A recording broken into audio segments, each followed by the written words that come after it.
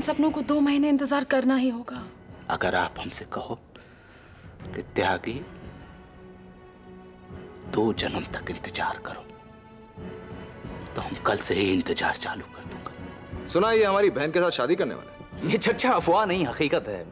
Madam, मैं सचमुच इनकी बहन ऋतु मल्होत्रा से शादी करने वाला हूँ। बड़ी खुशी हुई आपसे मिलके। वसीयत ले आओ और 5 लाख ले जाओ।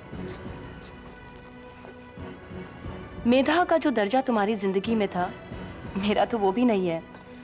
अगर तुम मेधा के साथ ऐसा सुलूक कर सकते हो, तो फिर मेरे साथ क्या करोगे? अब सिल्वर एस्टेट मेरे पास ही रहेगा ना लेनिन? वो मुझसे इसे छीन नहीं पाएंगे ना? वसीयत पढ़ने के बाद ही पता लगेगा कि उसका इस केस पर कितना असर पड़ सकता है। तुम खुद क्या हो? Your only achievement is that you're Mr. Keshav Malhotra's son. फर्क इसलिए नहीं पड़ता कि तुम क्या हो, फर्क इसलिए पड़ता है कि तुम खुद क्या हो। अगर इसी तरह तुम्हें चिट्ठी लिखनी है तो प्लीज चिट्ठी मत लिखो, और दोबारा ये स्कूल छोड़ने की बात मत करना। जब दुनिया के बच्चे यहाँ पे रह सकते हैं, पढ़ सकते हैं, तो तुम्हें क्या तकलीफ है बेटे? हाँ? सॉरी आंटी, मैं ऐसी बात फिर नहीं करूँगा। कुछ पता चला दिनेश शाह के बारे में? मैं आपको बाद में फोन करूंगा।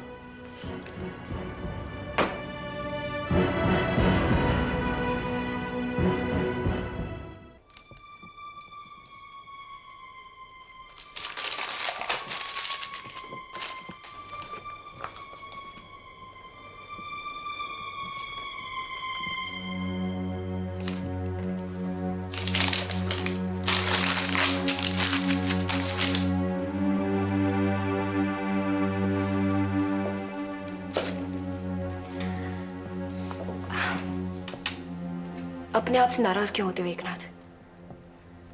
नाराज तो तुम्हें मुझसे होना चाहिए था। तुमसे नाराज होने का अधिकार कहाँ है मेरे पास? ऐसा मत कहो। यही बात तुम मुझ पर पहले भी जाहिर कर चुकी हो। मैं तो तुम्हें सिर्फ याद दिला रहा था। सॉरी, मैंने पता नहीं गुस्से में तुमसे क्या क्या कह दिया। I am really sorry. तुम्हें जो कहना था तुमने कहा, तुम्हें जो करना था तुमने किया।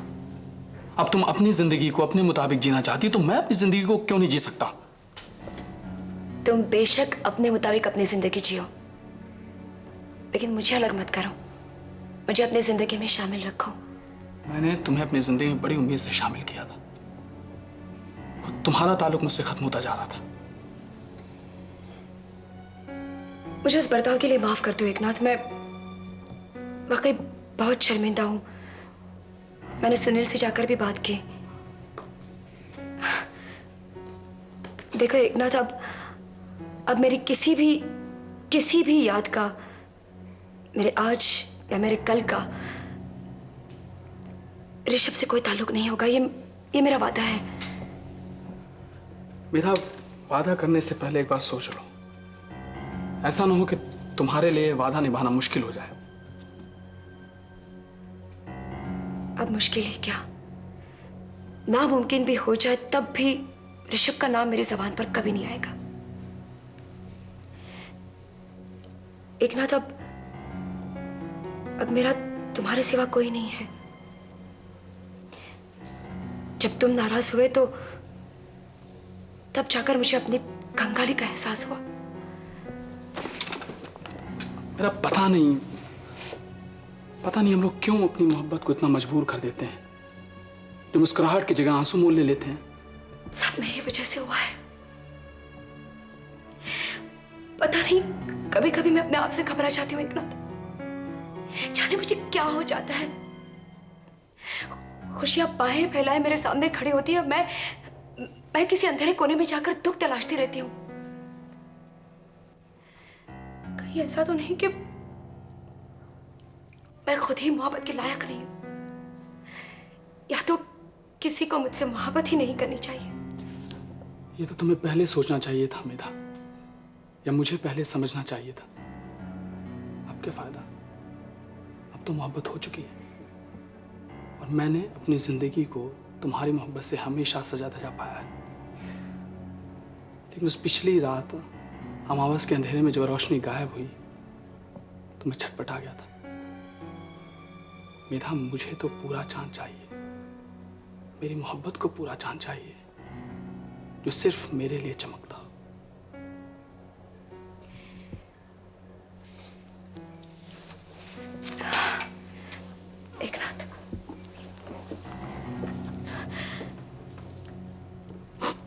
अब ऐसी कोई अमावस नहीं आएगी। मेरी मोहब्बत पर तुम्हें अपनी मोहब्बत से ज्यादा एतबार होगा।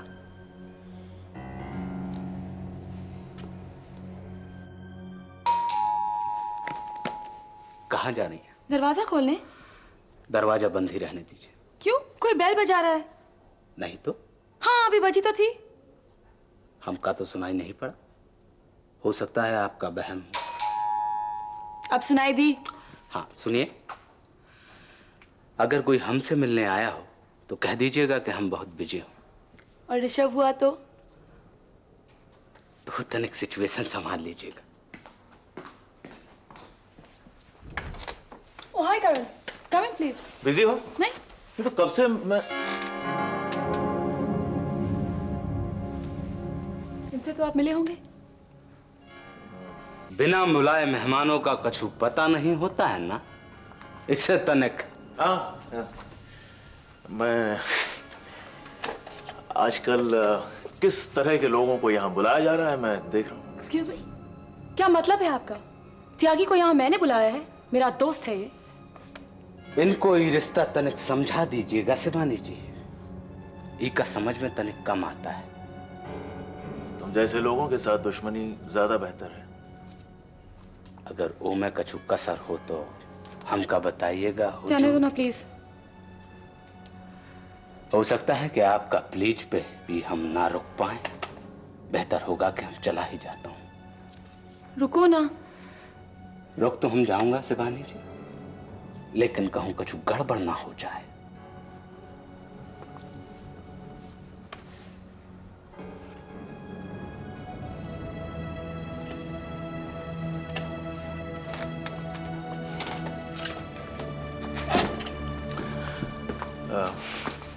लगता है रक्षणदा के आने तक मुझे यहाँ इंतजार करना चाहिए।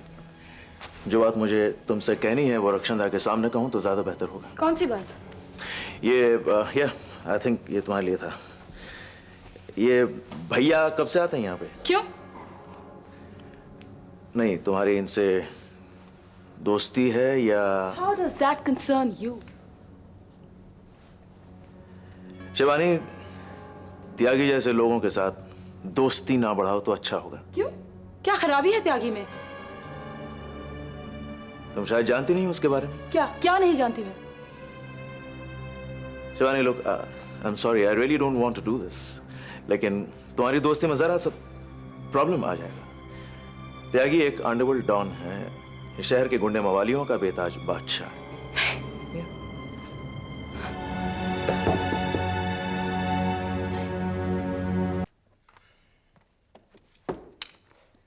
भैया, अरे त्यागी तूने तो मुझे डरा दिया था यार। ये यानी आपको भी हमरे जैसा डर लगने लगा है।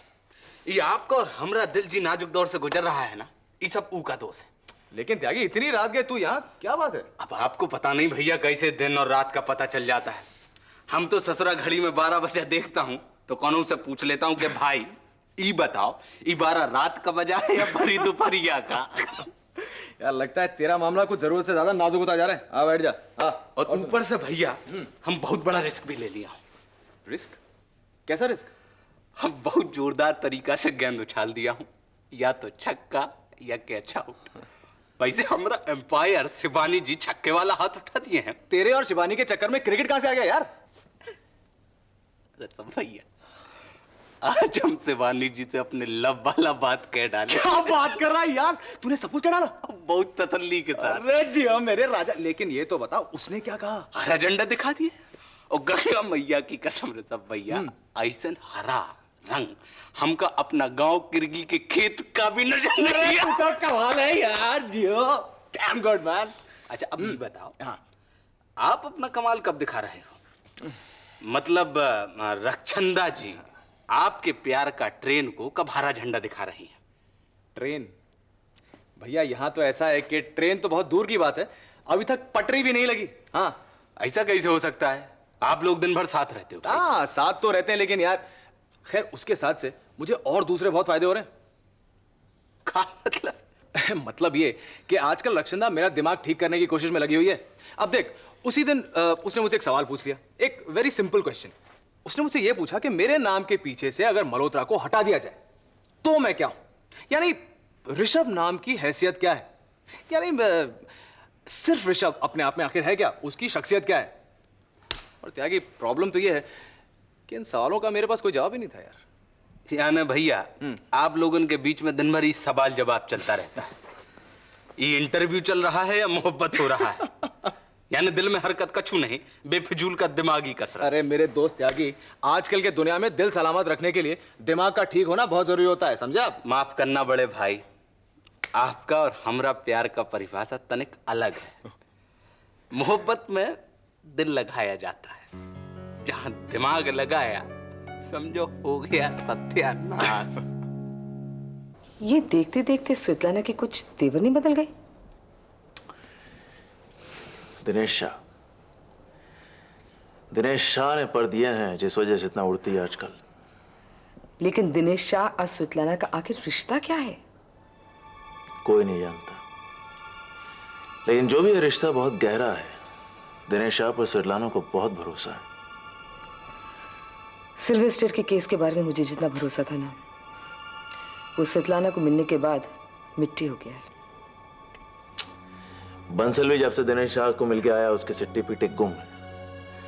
आप दोनों ये बात क्यों नहीं समझते हो कि ये दिनेश शाह जो भी है, कितना ही बड़ा तुर्रम खां हो, अदालत का फैसला नहीं बदल सकता है। कानूनी तौर से केस हमारी तरफ है, वो केस लड़ा जाएगा, उसे कोई रोक नहीं सकता। लेकिन केस लड़ने के लिए स्वेतलाना भी तो तैयार बैठी है, और इतना कानून तो स्वेतलाना और दिनेश शाह भी जानते हैं कि कानूनी तौर पर सिर्फ हम ही केस जीत सकते हैं। तो यही तो मैं कह रहा हूं कि वो केस हम ही जीतेंगे, और ये वो जानते हैं। नहीं करण, मुझे लग रहा है कि हम ओवर कॉन्फिडेंट हैं।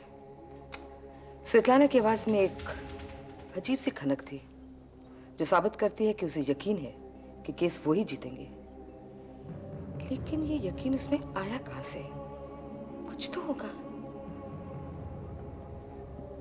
करण, कहीं केशव की नई वसीयत की कॉपी उसके हाथ तो नहीं लगी? इसके बारे में सिर्फ 4 लोग जानते हैं मां। केशव मल्होत्रा, सुधाकर राव, आप और मैं। 2 मर चुके हैं और 2 जिंदा है जिन्हें इसके बारे में मालूम है। किसी तीसरे जिंदा आदमी को इसके बारे में नहीं पता। कहीं केशव या सुधाकर राव मरने से पहले उसे बता तो नहीं गए? कहां से बता के गए होंगे? अगर बता दिया होता तो उसने कब से हड़प कर ली होती सिल्वर एस्टेट। लेकिन मुझे आया। नमस्ते मैम साहब। क्या बात है? साहब जी बहुत तबीयत खराब है, मैं डॉक्टर के पास जाऊंगा, इसलिए मैं आपसे चाबी देने आया था। क्या बात है? बुखार। क्या ड्रामा नहीं करो, ये क्यों नहीं कहते तुम्हारा पीने का टाइम हो गया? नहीं साहब जी नहीं, सुनो सुनो सुनो, अपने शौक पे काबू रखो वरना तुम्हारी नौकरी जाएगी, समझे? नहीं सर, मैं डॉक्टर के पास। अच्छा मैम साहब। जाओ ना, चलो।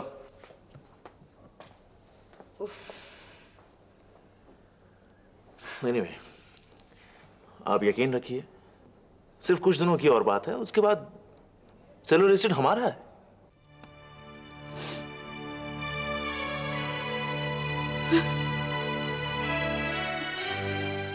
अरे शिवानी, तू इतनी उदास क्यों दिख रही है? मेरी एक्टिंग करने की कोशिश कर रही है क्या? शिवानी बता ना क्या हुआ? रक्षांदा, मेरे साथ धोखा हुआ है। धोखा? किसने किया धोखा? त्यागी ने। तुम जानती हो वो एक अनोवर डॉन है। What rubbish! I can't believe all this. सच है ये बात। करण ने बताई थी मुझे जब वो तुमसे मिलने आया था। शिवानी, जरूर करण को कोई गलतफहमी हुई होगी। वो किसी और त्यागी के बारे में बात कर रहा होगा। नहीं, त्यागी भी यही था जब करण आया था। शिवानी, मैं त्यागी को अच्छी तरह से जानती हूँ, और फिर ऋषभ उसका दोस्त कैसे हो सकता है? हम दोनों ने उनकी दोस्ती देखी है शिवानी। नहीं, करण इतना बड़ा झूठ कैसे बोल सकता है? और फिर मैंने भी तो तुम्हें कहा था कि त्यागी की कुछ बातें मुझे अजीब लगती हैं। ये बात सच भी तो हो सकती है रक्षांदा। हम इतनी बड़ी गलती कैसे कर सकते हैं? Even I can't understand how could I be so stupid? मैं त्यागी की सच्चाई का खुद पता लगाऊंगी। अगर ये बात सच है, मैं त्यागी को हरगिज़ माफ नहीं करूंगी। ये बात सच है रक्षांदा। नहीं, स्टे ऑर्डर तो मैं आपको कभी भी दिलवा सकता हूँ श्वेतलाना जी। तो फिर इंतजार किस बात का पुरोहित साहब? ये स्टे ऑर्डर मिल जाने से कम श्वेतलाना के सर पर दिन रात का खौफ तो नहीं रहेगा, राहत की सांस तो ले सकेगी।